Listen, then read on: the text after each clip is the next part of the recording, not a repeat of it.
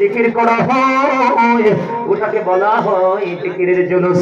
এবার আমি জিকিরের সম্পর্কে এমন ভাবে কথা বলবো, কোরআন এবং হাদিস থেকে আপনার আমার প্রাণের নবী তিনি বলে দিয়েছেন, তোমরা যখন জিকির করো এমন ভাবে জিকির করো মানুষ দেখলে যেন তোমাদেরকে পাগল বলে। আরে তোরা বলেন না সুবহানাল্লাহ। কি বলে? তোমাদেরকে পাগল বলে। বন্ধুরে আমার, পৃথিবীতে যেই কোনো ময়লা দূর করার একটা উপকরণ থাকে, ও বন্ধু, হাদিস শরীফের মধ্যে এসেছে মানুষের মনের ঘরের ময়লা দূর করার উপকরণ হলো মাওলার জিকির। সুবহানাল্লাহ। বুখারী শরীফের মধ্যে এসেছে হাদিস কানা, হযরত আবু হুরায়রা তিনি বন্ধু জানিয়ে দিয়েছে, তোমরা জিকির এমন ভাবে করো, তোমরা যখন তোমরা আল্লাহ সম্পর্কে যেমন মনে করবে, মানে আল্লাহকে তোমরা যেমন মনে করবে ঠিক আল্লাহ তোমার কাছে ঠিক তেমন। সুবহানাল্লাহ বলে না?